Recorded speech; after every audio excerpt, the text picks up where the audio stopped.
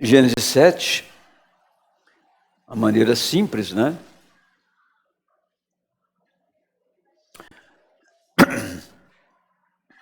Depois disse o Senhor a Noé: entra tu e toda a tua casa na arca, porque te hei visto justo diante de mim nesta geração. De todo animal limpo tomarás para ti sete macho e sua fêmea, mas dos animais que não são limpos, 2, o macho e sua fêmea. Também das aves dos céus 7 macho e fêmea, para se conservar em vida as sementes sobre a face de toda a terra. Porque passado ainda 7 dias, farei chover sobre a terra 40 dias e 40 noites, e desfarei de sobre a face da terra toda a substância que fiz. Senhor Deus, eu oro nesta noite, junto com esses irmãos que nesta noite vieram te adorar, confiante que o Deus dos céus abrirá a palavra para nós, segundo nós clamamos e nós necessitamos. Pois, Senhor, eu bem sei que este dia e esta hora está trazendo tudo à tona. Tudo que não era tem se manifestado. E tudo que é também tem se manifestado. Senhor Jesus Cristo, meu Deus e meu Salvador, quando falamos a uma audiência que teme o seu nome e que quer viver e servir o Senhor, não importando com as pressões e as circunstâncias, mas olhando para a promessa. Abraão nunca olhou para o deserto escaldante e os dias que já eram avançados.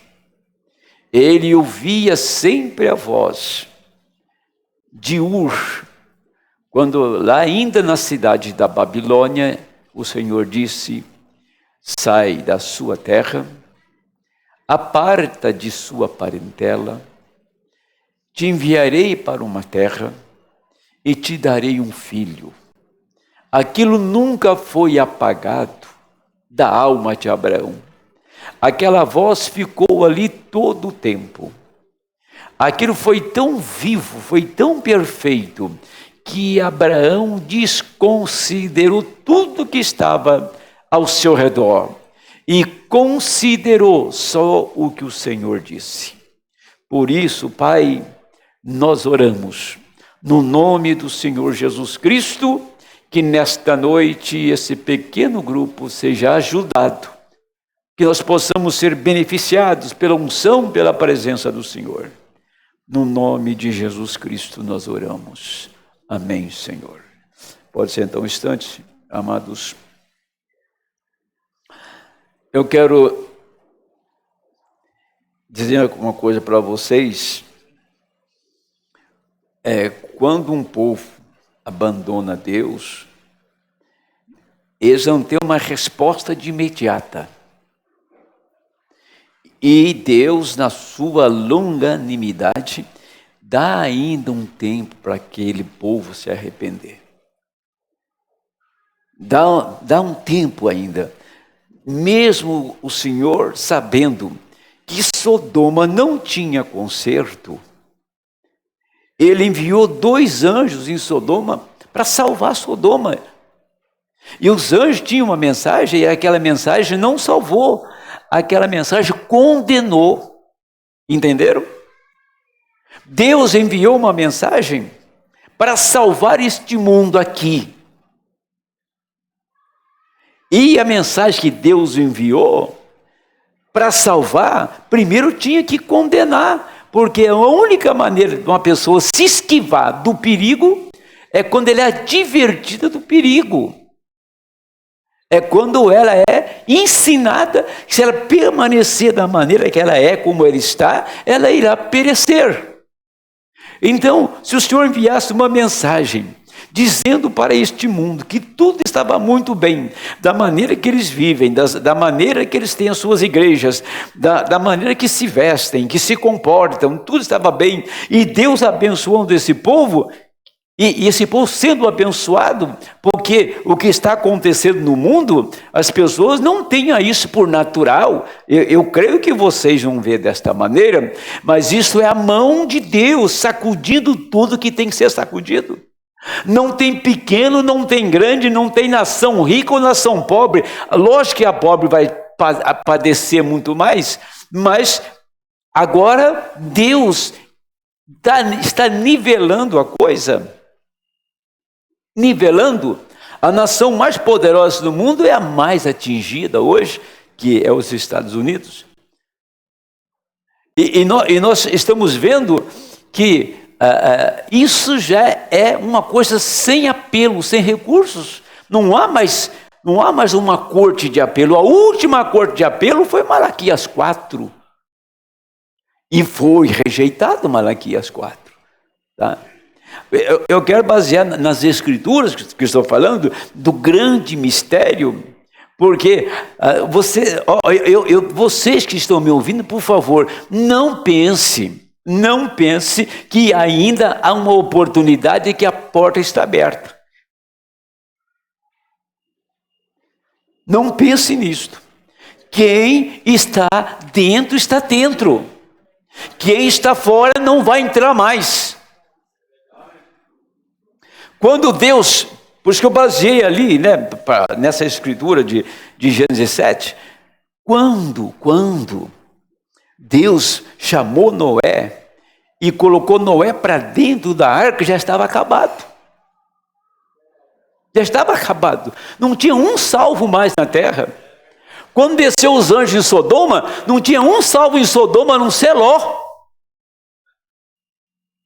Então, Deus, Ele é tão misericordioso que Ele vai dando oportunidade para a pessoa, vai advertindo ela, vai trabalhando com ela, dando oportunidade para que ela se arrependa. O que é muito raro, raríssimo, é uma pessoa que se arrepende. Eles nem sabem o que é arrependimento. Só da pessoa ser um incrédulo, ele devia se arrepender da incredulidade. Incredulidade é iniquidade. O que é incredulidade? É não crer na palavra. Isso é incredulidade, isso é pecado. O pecado mãe, o pecado terrível, chama-se incredulidade. Quando Deus abriu as cortinas dos céus e derramou tudo o que ele tinha no céu aqui na terra, e o povo teve a oportunidade de longos e longos anos de ver a mão de Deus fazendo coisas tremendas, chegou no fim que aquilo estava já comum, chegou no fim que já estava acostumado com o irmão Branham. Chegou no fim que as reuniões de Mombrana parecia mais um espetáculo para eles. Aí Deus pegou, agora você muda. Agora você vai dar para eles ensinamento, a palavra. Quando ele mudou, dando a palavra, o povo jogou ele para fora. Deixa eu pegar uma escritura para vocês verem aqui. Em São Mateus, no capítulo 23, Jesus deu um ultimato para Jerusalém. 23... e 38 e 39. Eis que a vossa casa vai ficar-vos deserta. Jesus advertiu os judeus: a vossa casa vai ficar deserta. Porque eu vos digo que desde agora me não vereis mais, até que digais, bendito que vem em nome do Senhor. Tinha terminado ali. tinha terminado. São Mateus 23 tinha terminado. Mas sabe quando Deus terminou com os judeus? Eles não tinham mais oportunidade. Eles não tinham mais oportunidade. Já estava consumada a rejeição deles. A ponto de eles trocar Barrabás por Cristo. Mas se você ler aqui, Deus tinha que ter um mensageiro na terra. Deus tinha que ter na terra um mensageiro, um homem, ungido por ele, para fechar a porta para eles. Eles ficaram ali, foram para o Pentecostes, a igreja judaica recebeu o Espírito Santo. Ainda eles tinham o problema da circuncisão, tá? E Paulo veio para resolver aquele problema da circuncisão. Pedro era o apóstolo da circuncisão e Paulo era da incircuncisão. E aqui, no capítulo 13 de Atos dos Apóstolos, você vê o que Paulo fez aqui, ó. Quer ver? Deixa eu ver aqui qual foi a passagem. Vamos ler o 13 aqui que a gente vamos chegar lá. Na igreja que estava na Antioquia, havia alguns profetas e doutores, a saber, Barnabé, Simeão, chamado Níger, e Lúcio Cirineu, e Manaém, que fora criado com Herodes o tetrarcas, e Saulo. E servindo eles o Senhor, jejuando, disse o Espírito Santo: apartai-me a Barnabé e a Saulo para a obra que eu tenho chamado. Então, jejuando e orando, e pondo sobre eles as mãos, os despediram. Assim estes enviados pelo Espírito Santo, desceram a Seleucia, e dali navegaram para Chipre, chegando a Salamina, anunciavam a palavra de Deus na sinagoga dos judeus, e tinham também a João como cooperador. Havendo atravessado a ilha de até Pafos, e chegaram a um certo judeu, mágico, falso profeta, chamado Bar Jesus, o qual estava com o procônsul Sérgio Paulo, e veio o varão prudente, e este, chamando a si Barnabé e a Saulo, procuravam muito ouvir a palavra de Deus. Mas resistia-lhes Elimas, o encantador, que assim se interpreta o seu nome, procurando apartar-se da fé o procônsul. Todavia Saulo, que também se chama Paulo, cheio do Espírito Santo, e fixando os olhos nele, disse: ó filho do diabo, cheio de todo engano e de toda malícia, inimigo de toda justiça, não cessarás de perturbar os retos caminhos do Senhor? Eis aí, pois agora, contra ti a mão do Senhor, e ficarás cego, sem ver o sol, por algum tempo. E no mesmo instante a escuridão e as trevas caíram sobre ele. Andando a roda, buscava quem o guiava pela mão. Então o procônsul, vendo o que havia acontecido, creu maravilhado na doutrina do Senhor. E partindo de Pafos, Paulo e os que estavam com ele chegaram a Perge, na Panfilha. Mas João, apartando-se dele, voltou para Jerusalém. Eles, saindo de Perge, chegaram a Antioquia, na Pisídia. Entrando na sinagoga num dia de sábado, assentaram-se. E depois da lição da lei e dos profetas, lhes mandaram dizer os principais da sinagoga: varões e irmãos, se tens alguma palavra de consolação para o povo, falai. E levantando-se Paulo, pedindo silêncio com a mão, disse: varões israelitas, que temeis a Deus, ouvi. O Deus deste povo de Israel escolheu nossos pais, exaltou o povo, sendo eles estrangeiros na terra do Egito, com um braço poderoso os tirou dela.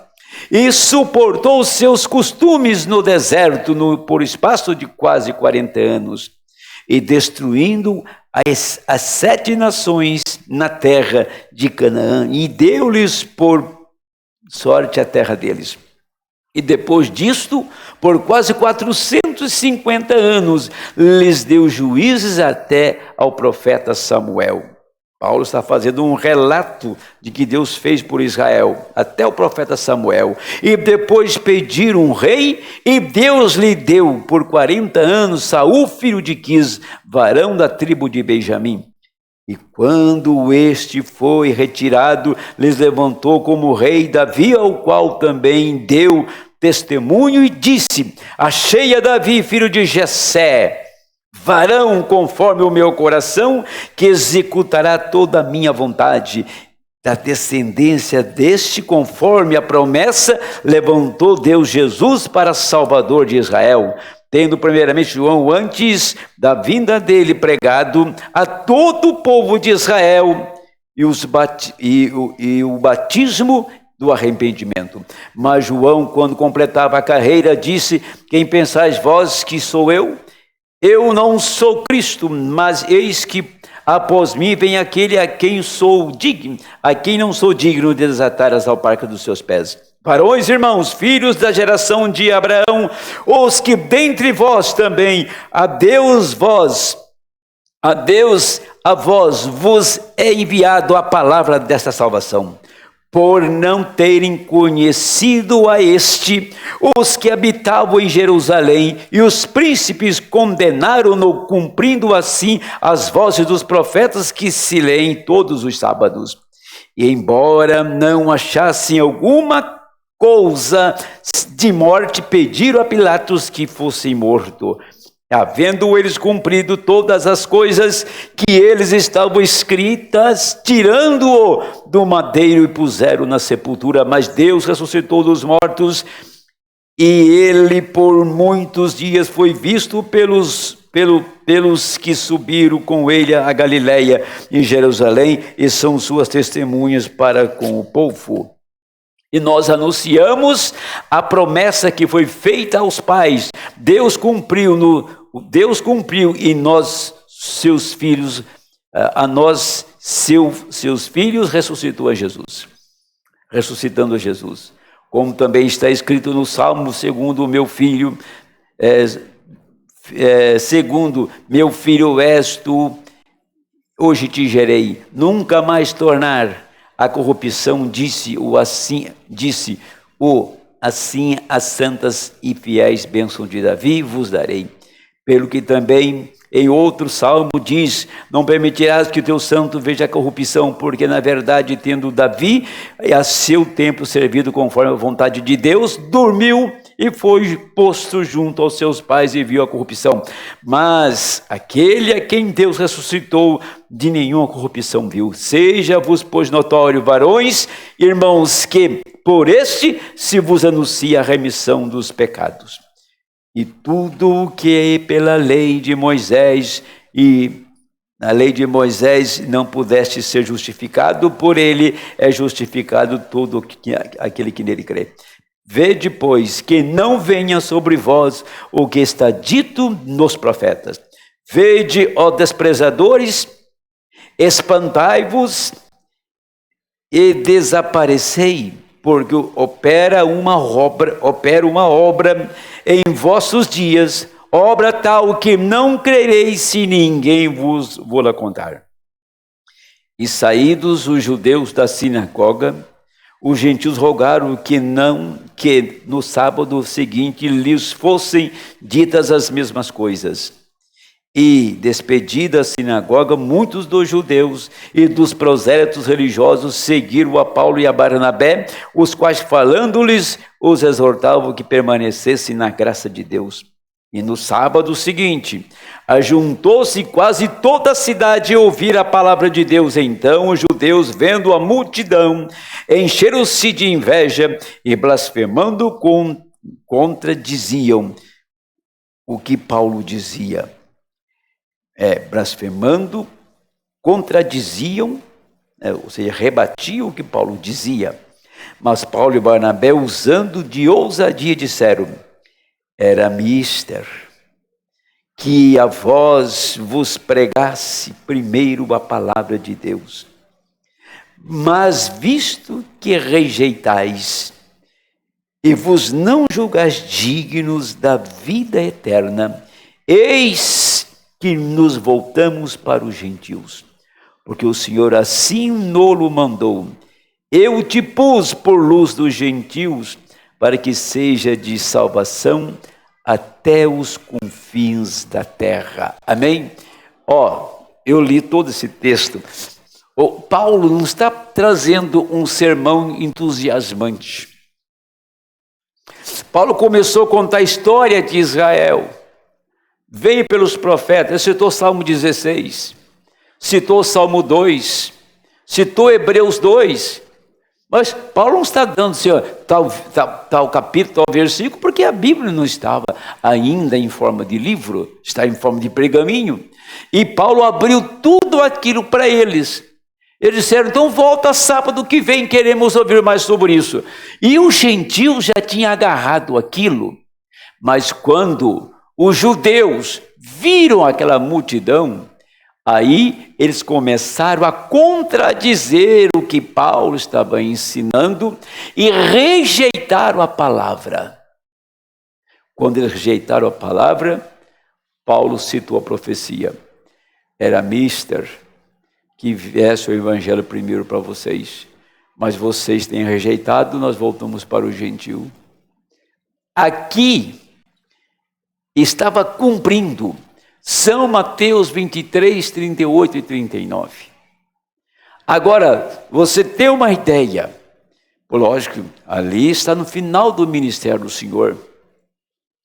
Agora aqui, nesse episódio de Atos, estamos caminhando para 20 ou 30 anos. E eles tiveram toda esta oportunidade por todo este tempo. E Deus, então, esperou Paulo chegar no ponto que ele chegou, cruzar o caminho dele, derrubar do seu cavalo, trazê-lo a Cristo, um grande judeu, um doutor versado na lei, que tinha toda a habilidade das Escrituras, e Paulo não estava usando toda a habilidade dele. Paulo estava fazendo uma coisa de uma maneira simples para cativá-los, para trazê-los. E ali foi quando definitivamente Paulo disse, então, a partir de hoje está cumprindo a palavra que o Senhor disse lá em São Mateus 23, a partir de então terminamos com vocês. Então eles tiveram todo aquele espaço de tempo para repensar, depois que eles crucificaram o Senhor, depois da ressurreição do Senhor, e Paulo falou que o Senhor foi ressuscitado e esteve entre eles por muitos dias. Mesmo Paulo passando tudo isso para eles, eles não creram, eles eram dotados de religião, dotados de ensinamentos e tradições antigas, e aquela barreira não foi rompida, não foi quebrada. Agora, sabe o que acontece? Nunca mais judeus ouviram. Anos 70, tiveram a destruição de Jerusalém, e eles sempre tiveram muitos combates, tiveram muitas lutas, os judeus, até que culminou aqui no massacre de Adolfo Hitler, no Holocausto. Vieram por esse tempo todo, Deus deu as costas para eles e ponto. Agora Deus deu as costas para os gentios quando os mistérios foram abertos. Deus deu as costas. Sabe o que aconteceu?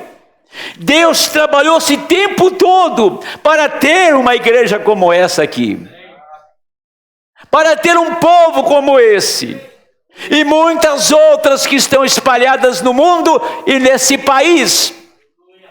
Desde 63, a porta está fechada. Por quê? Porque tudo que o gentil precisava veio através do seu profeta. Agora, naquele tempo, entre a crucificação e a ressurreição de Cristo, até quando Paulo estava pregando, tinha alguns judeus convertidos, Áquila e Priscila e muitos outros que creram nos ensinamentos de Paulo, porque tinha eleição para aquilo.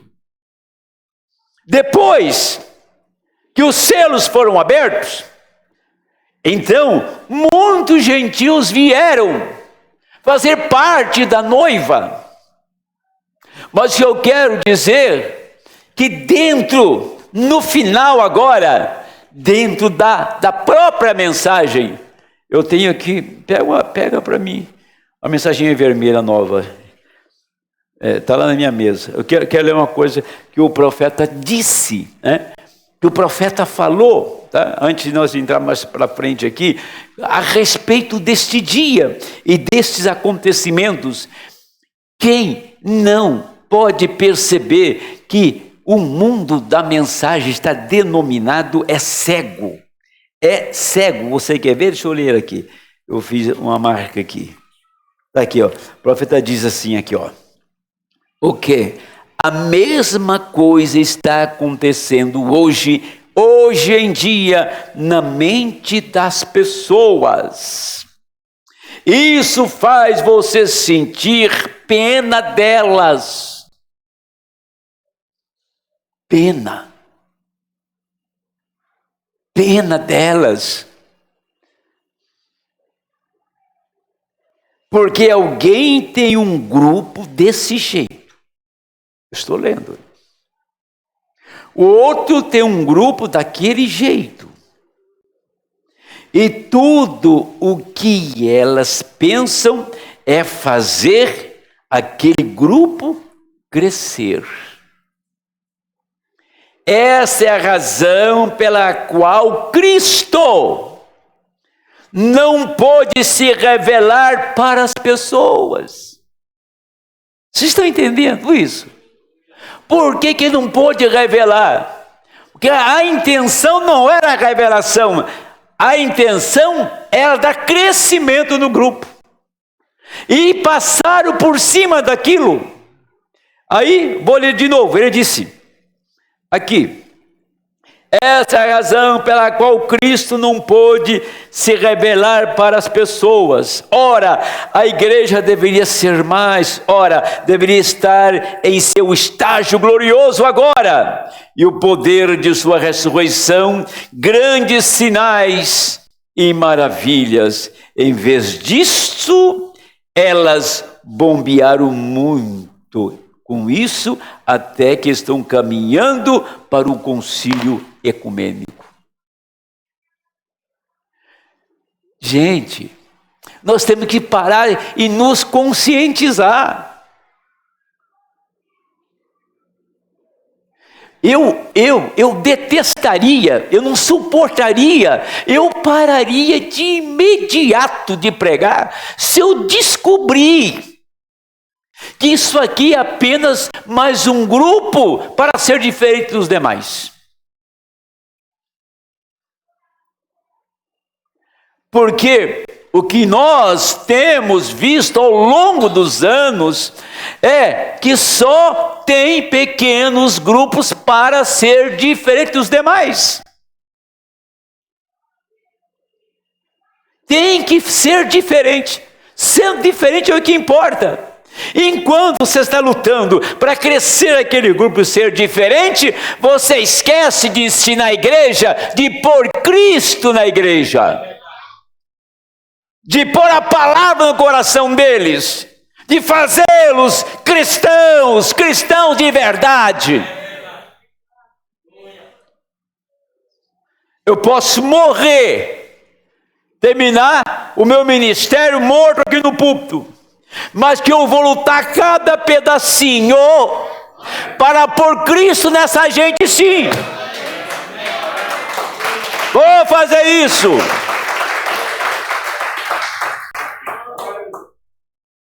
Olha, dizer uma coisa para vocês, o que as pessoas mais querem hoje, sabe o que é?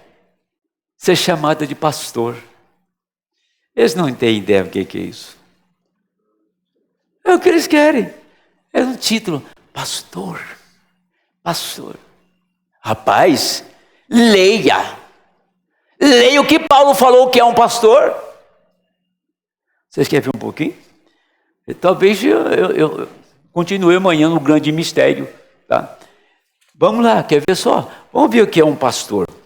Vamos ver o que é um pastor, tá? Como que ele funciona. Os deveres dos bispos. 1 Timóteo 3. Esta é uma palavra fiel. Se alguém deseja o episcopado, excelente obra deseja. Convém, pois, que o bispo seja irrepreensível, marido de uma mulher, vigilante, sóbrio, honesto, hospitaleiro, apto para ensinar. Será que é isso mesmo que estão fazendo por aí? Marido de uma mulher, hospitaleiro. Isso é natural. O pastor ser hospitaleiro, receber bem as pessoas, isso é inerente dele. Tá? Isso está nele, faz parte do ofício dele. Ele tem que ser irrepreensível, marido de uma mulher vigilante, sóbrio, marido de uma mulher vigilante, sóbrio, honesto, hospitaleiro, apto para ensinar, não dado ao vinho, não espancador, não cobiçoso de torpe ganância, mas moderado, não contencioso, não avarento. Contencioso, quem está contendendo, avarento, você sabe o que é o avarento, não? É um pecado pior que a idolatria, a avareza. Que governe bem a sua própria casa. Tem pastor que já casou 2 vezes, não governou o primeiro lar, não vai governar o segundo, nem governa a igreja dele. Ele não tem essa habilidade. Você já viu um rio? A água corre espontaneamente. Tem um leito para levar as águas, até cruzar os caminhos todos de outras águas e chegar no grande oceano. Esta habilidade você não fabrica, você não aprende no seminário, você nasce com esta habilidade. Nasce com essa habilidade, é dada por Deus, tá? Não dado a vinho, não espancador. Espancador é boca dura, né? Discute com todo mundo. Não é pancada física, mas é pessoa de palavras duras. Que governe bem sua própria casa, tendo seus filhos em sujeição, com toda a modéstia. Porque se alguém não sabe governar sua própria casa, terá cuidado da igreja de Deus? Não o neófito, para que, ensoberbecendo-se, não caia na condenação do diabo. Convém também que tenha bom testemunho dos que estão de fora, para que não caia na afronta e no laço do diabo. E aí você vai contar isso lá em Tito, você vai contar isso em Tito, você vai contar lá isso no livro de Efésios, né, que é o quíntuplo de Efésios, você vai contar tudo aquilo ali. Mas a coisa mais fácil hoje, deixa eu dizer para vocês, a coisa mais fácil hoje é formar um partido.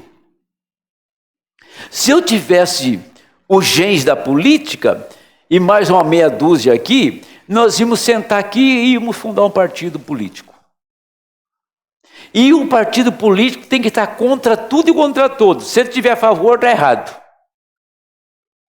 Então vai ter um presidente, um vice-presidente, vão formar um partido político. Eu não entendo muito de política não, mas é por aí. Forma aquele grupo, entendeu? E aquele grupo passa por alguns processos, que eu não sei dizer como que é, mas chega uma hora lá que ele tem adepto suficiente para registrar aquele partido. Aí forma um partido político. O importante é ter um partido político, porque você tendo um partido político, você tem que ter verba do governo. O governo tem que sustentar aquele partido, ele recebe X de verba, tá? Então, hoje o importante é buscar pessoas descontentes. Você vai na igreja do pastor João Henrique, tem gente descontente. Se não tiver, eu estou sendo idiota, não é porque tem. Você vai na igreja do pastor Rafael, tem gente descontente.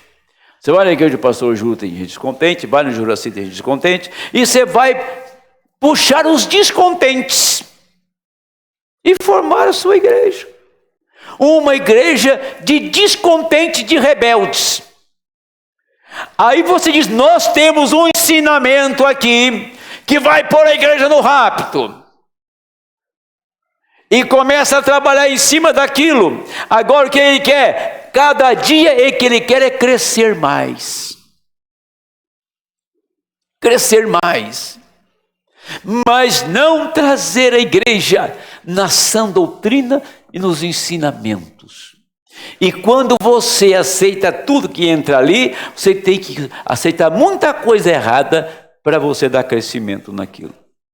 Porque o profeta falou exatamente aqui. Eles não estão interessados se a igreja tem o Espírito Santo, se a igreja está preparada para esta hora, se esse mistério está aberto para ela. Eles estão preocupados em quantas pessoas vão ter amanhã, quantas depois da manhã, como que está o caixa da igreja, como que está a situação aqui, e vamos dar crescimento nisso. Evangelizar é um dever. Nós estamos aqui para multiplicar. A parábola do semeador, você lança um grão de trigo na terra, você não vai colher um grão de trigo, sabe? Colher um pé de trigo com muitos grãos, não vai? Então você levanta um homem, esse homem, ele vai produzir outros cristãos.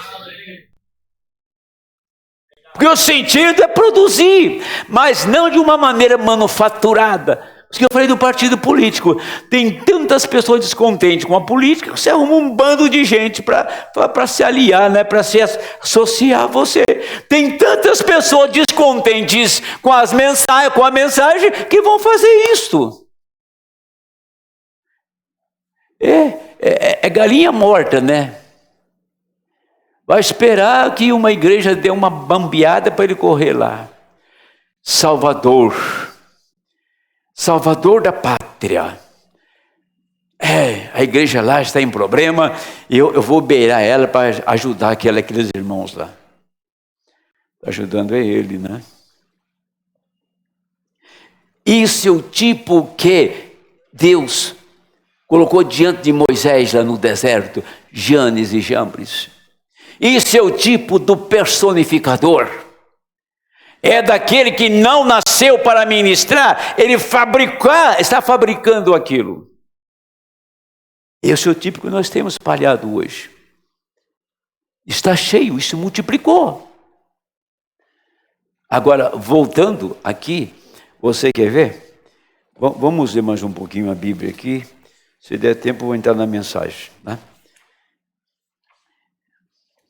Leia essa parábola aqui para você ver. Leia os primeiros, para você ver. Olha, quando o irmão Branham estava pregando, antes dos selos, ele falou assim, que as denominações estavam buscando azeite e não encontrou azeite. Falou em dezenas de mensagens, que as denominações estavam buscando azeite e não encontravam azeite, e que as virgens nécias saíam de lá para buscar azeite. E aquilo, não, mas o irmão Branham, alguma coisa está errada, porque não tinha virgem nécia lá. Naquele tempo tinha virgem nécia, era assim. Elas só deixaram depois da abertura dos selos. Estão entendendo? Então vamos lá, quer ver? Tem muitas passagens aqui, mas vamos nas principais agora. São Mateus 25, é muito conhecido, todos nós conhecemos, né? Diz assim: então o reino dos céus é semelhante a 10 virgens. Ela é virgem, que tomando as suas lâmpadas saíram ao encontro do esposo. Elas foram ao encontro do esposo, não foram? Foram. Elas não estavam de brincadeira, não. 5 delas eram prudentes, 5 loucas. As loucas, tomando as suas lâmpadas, não levaram azeite consigo. Se não tem azeite nas lâmpadas, tinha outra coisa, né? Tinha uma outra substância lá. Mas as prudentes levaram azeite em suas vasilhas, com suas lâmpadas. E tardando o esposo, tosquenejaram todas e adormeceram. O esposo tardou. Todas elas dormiram. O de Lutero dormiu, de Wesley dormiu, os pentecostais estavam todos dormindo. De repente aparece um homem chamado William Branham e começa a sacudir o mundo. E começa a pregar essa coisa que ele pregou e sacudir as igrejas. Aí elas acordaram. Todas elas se despertaram.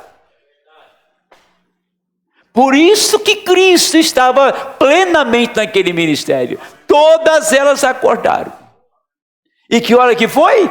Foi à meia-noite. Diz assim: mas as prudentes levaram o azeite em suas vasilhas com as suas lâmpadas. Tardando o esposo, tosquenejaram todas e adormeceram. Mas à meia-noite ouviu-se um clamor. Aí veio o esposo sair-lhe ao encontro.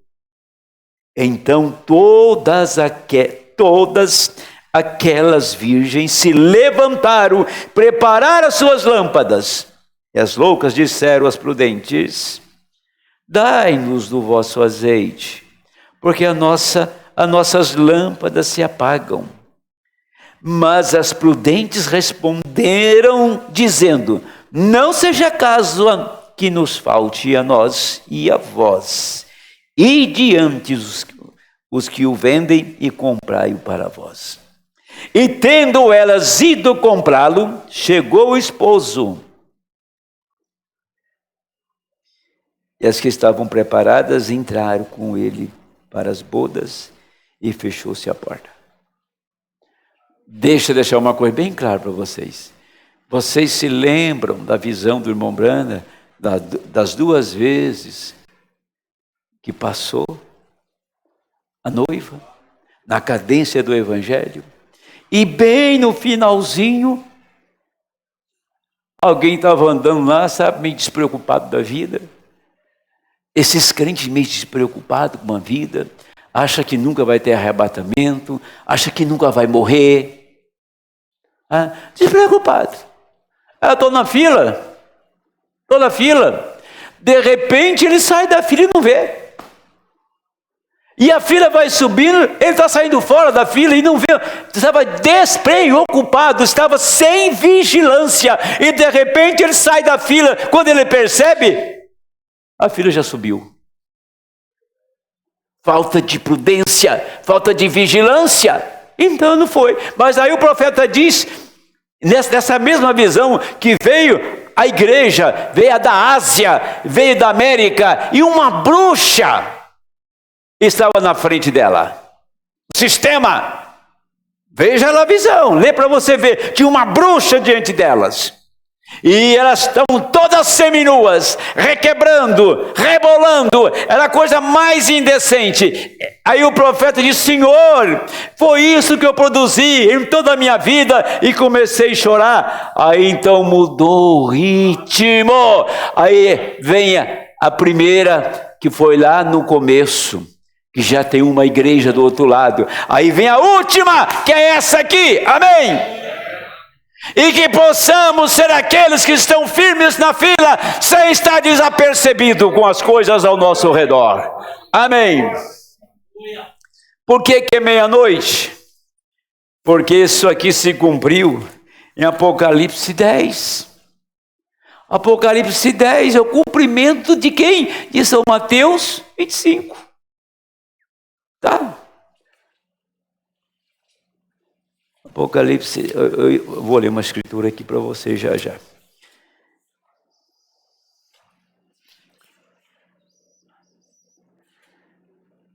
Todos conhecemos, mas vamos lá. E vi outro anjo forte que descia do céu. Profecia cumprida já é história. vestido de uma nuvem, e por cima da sua cabeça estava o arco celeste, e seu rosto era como o sol, e seus pés como coluna de fogo. E tinha na sua mão um livrinho aberto, e pôs seu pé direito sobre o mar, e o esquerdo sobre a terra. Clamou com grande voz, quando brama o leão, havendo clamado, os 7 trovões soaram. Os 7 trovões fizeram soar suas vozes. E sendo ouvida a voz dos 7 trovões, eu ia escrever... 7 trovões e as suas vozes, eu ia escrevê-las. Ouvi uma voz do céu que me dizia, sela, que os 7 trovões falaram, e não o escreva. Isso é profecia cumprida. Sela. Por quê? Que é para abrir, mas manda selar. Aquela pedra em 64 jogada no ar, que desceu o redemoinho, e aquelas vozes soaram no Quênio Sabino, o profeta entendeu aquela voz. O juízo está pendendo sobre o mundo, quando o Alasca sofreu o maior terremoto da história, com 9,2 na escala Richter. Agora dizer para vocês o porquê disso, esse acontecimento aqui, desse anjo com um pé na terra e outro no mar, dizendo, todo o sistema do homem está acabado e falido. Agora, a noiva, ela é propriedade do Cordeiro e ninguém a conhece. Esse selo foi aberto para ela e não aberto para as virgens nécias. Por isso que você chega lá em Apocalipse capítulo 8 e só diz, e houve silêncio no céu por quase meia hora. Silêncio, quer dizer, não houve nenhum movimento, não houve nenhuma interpretação daquilo ali, porque estava, e o profeta disse, isso foi a vinda dele, a mera vinda dele foi aquele silêncio. E quando aquilo aconteceu, a noiva estava sendo chamada, ela é selada no corpo dele, só ela tem os mistérios de Deus. O grande mistério desta hora está nela, porque ela sabe que é hora de ir embora, só a noiva tem esse mistério. Por isso esses trovões estão selados para o mundo e revelado à noiva. Deixa eu ler uma escritura aqui para vocês. 1 Pedro 1,8. Acho que eu ajudei para ler a Bíblia sem parar.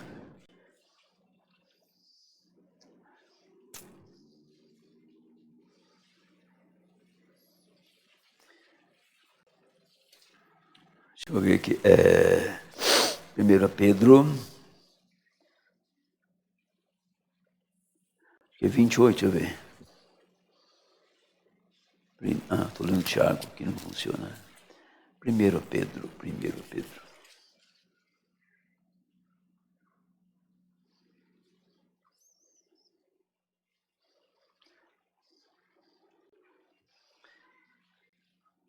Oh, Deus. 1,18. Só que assim, deixa eu ver se é segundo. É de segundo. Segundo, 1,17. Porquanto ele recebeu de Deus Pai honra e glória, quando na magnífica glória lhe foi dirigida a seguinte voz: este é o meu filho amado, em quem me comprazo, ou em quem tenho me comprazido. Preste atenção nisto. E Pedro diz, ouvimos esta voz dirigida do céu, estando nós com ele no Monte Santo, e temos muito firme a palavra dos profetas, a qual bem fazeis em estar atentos, como uma luz que alumia em lugar escuro, até que o dia esclareça e a estrela da alva apareça em vossos corações. Então você prestou atenção aqui, mas aqui tem um segredo. Você quer ver onde está o segredo? Vamos lá, em São Mateus 17. Aqui tem um segredo.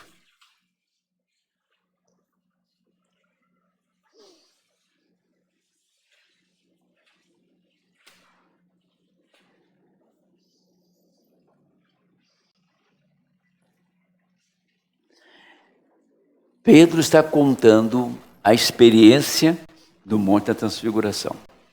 Lá em 2 Pedro 1,18, ele está contando a experiência que a voz veio do céu, né, e falou com eles. 6 dias depois, tomou Jesus consigo a Pedro, Tiago e João, seu irmão, e os conduziu em particular a um alto monte.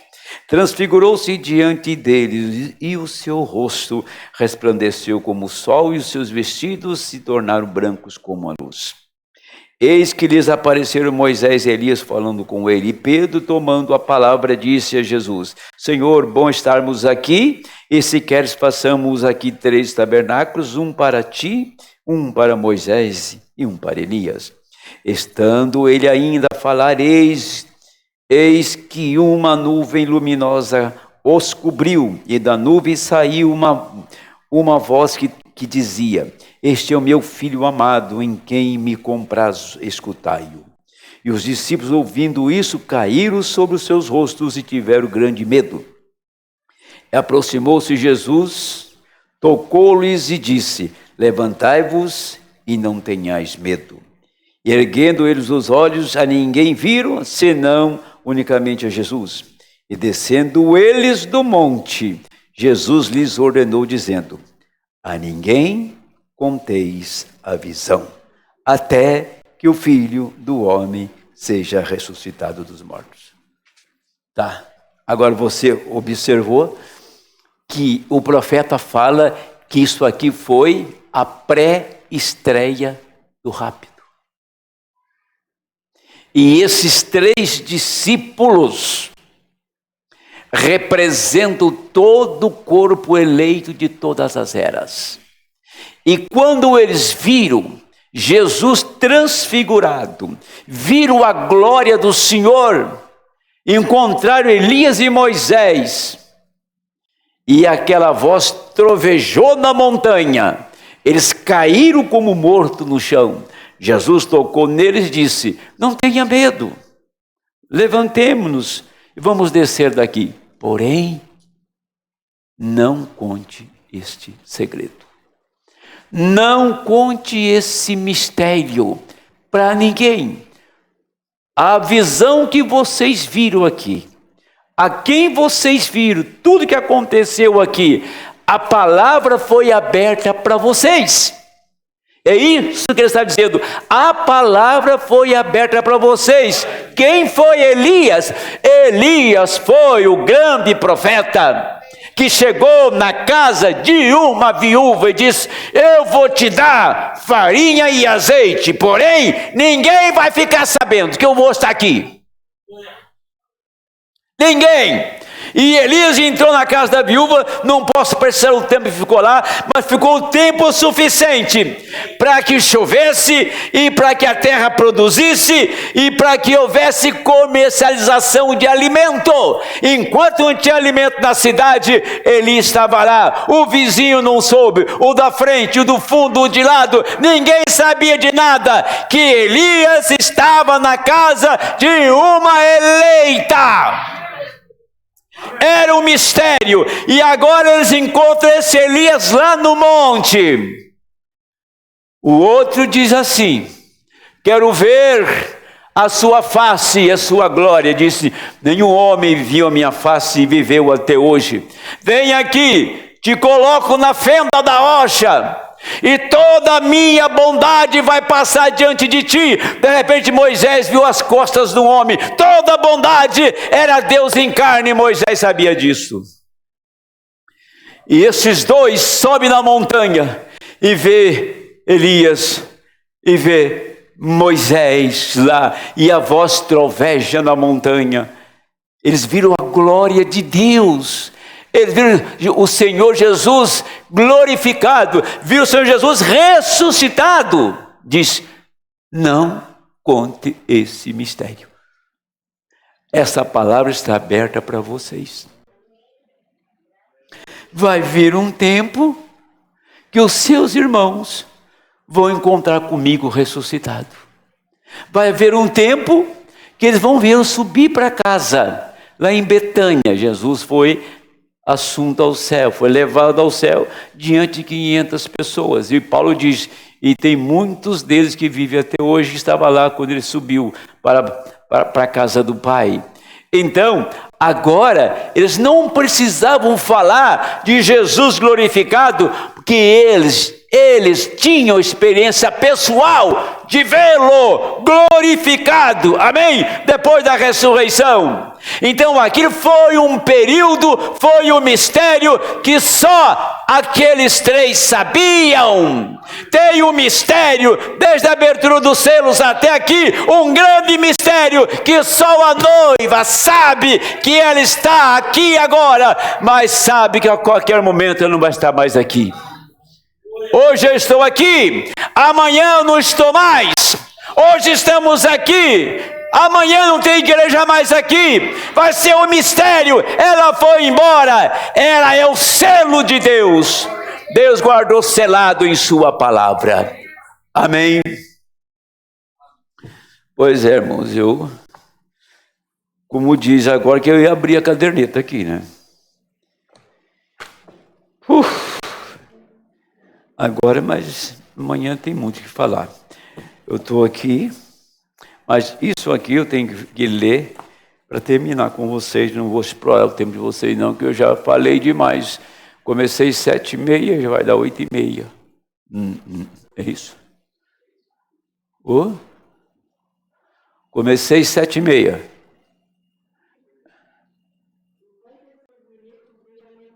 O que eu estou falando? Poxa vida, para mim fazia, ó.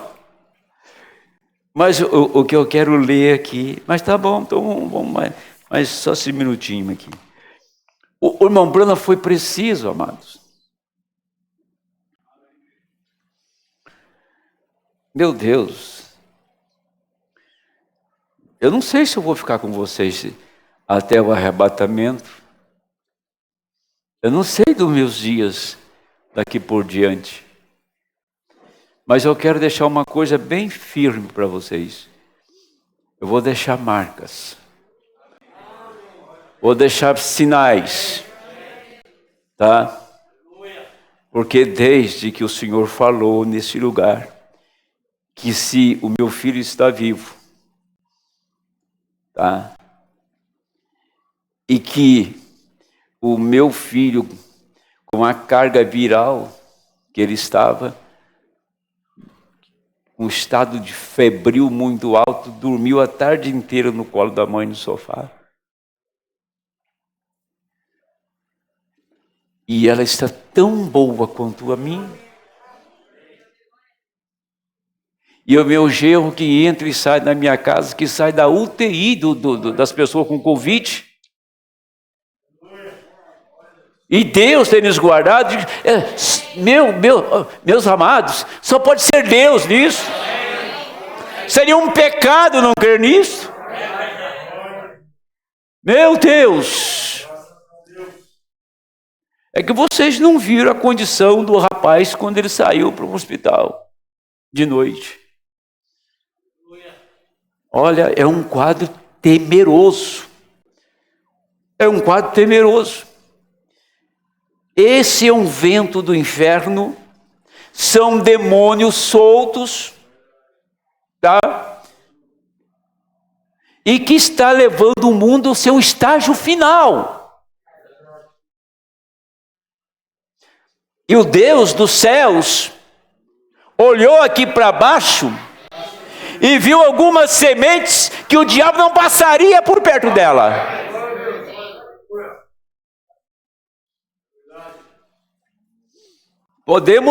Você pode até por um descuido, a coisa é tão estranha, você pode até contrair esse vírus, mas nem saber que ele passou por você.